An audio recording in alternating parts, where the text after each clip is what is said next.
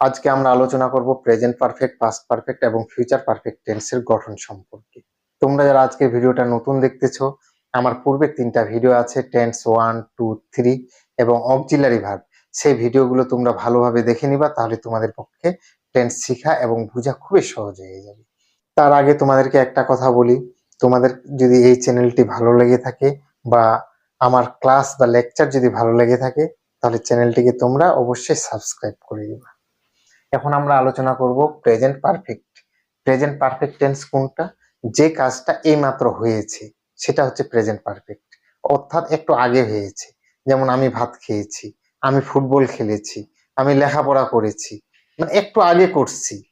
ঠিক আছে, এটা হচ্ছে প্রেজেন্ট পারফেক্ট টেন্স।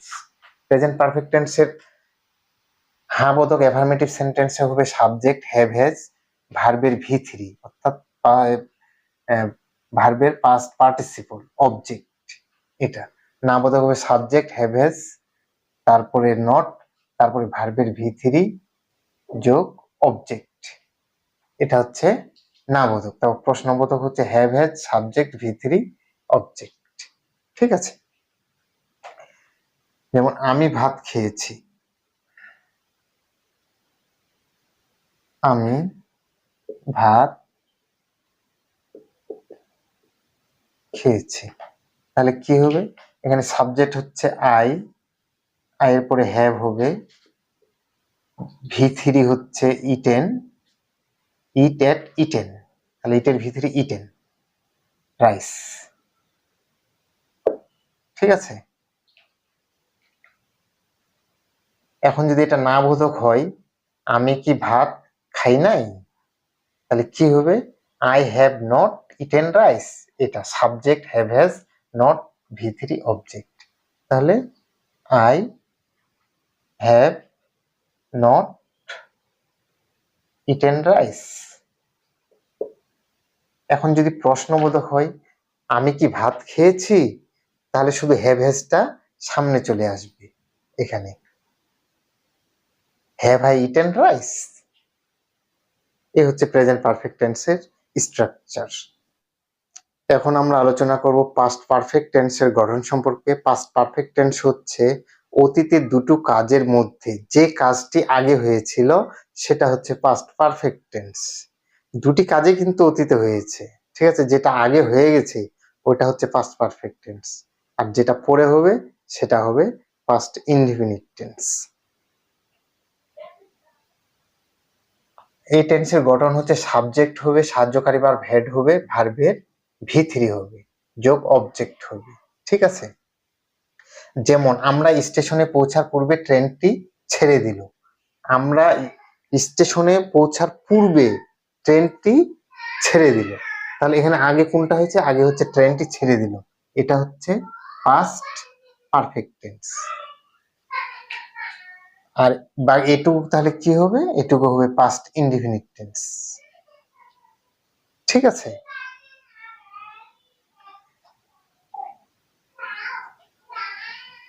যদি পূর্বে কথাটা লেখা থাকে পূর্বে, তাহলে পাস্ট পারফেক্টটা আমরা পূর্বে করে নিব, আগে করে নিব।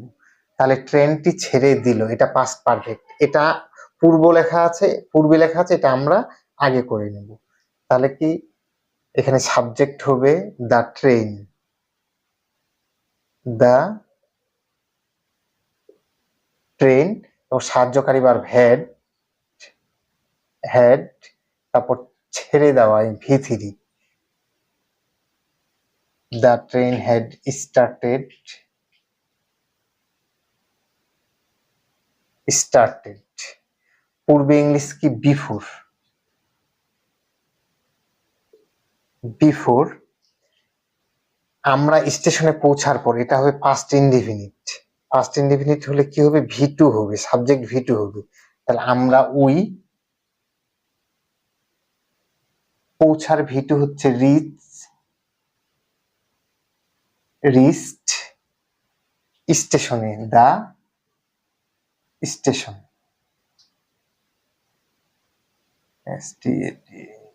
স্টেশন। এখন হচ্ছে আমরা স্টেশনে পৌঁছার পর ট্রেনটি ছেড়ে দিল। এখানে কোন কাজটা আগে হয়েছে? আমরা স্টেশনে পৌঁছেছি, এই কাজটা আগে হয়েছে। তাহলে এটা হবে পাস্ট পারফেক্ট আর এটা হবে পাস্ট ইনডিফিনিট। ঠিক আছে, যেহেতু পর কথাটা আছে তাহলে আমরা পাস্ট পারফেক্টটা আমরা পরে করব। ঠিক আছে, আগে আমরা পাস্ট ইনডিফিনিটটা করব। ওকে, ট্রেনটি ছেড়ে দিল। দা ট্রেন, পাস্ট ইনডিফিনিটে কি? V2 হবে। Started, the train started after, after এখন হবে আমাদের পাস্ট পারফেক্ট টেন্স। যেমন উই, সাবজেক্ট উই, তারপরে সাহায্যকারী ভার্ব আসবে হ্যাড, তারপরে V3 হবে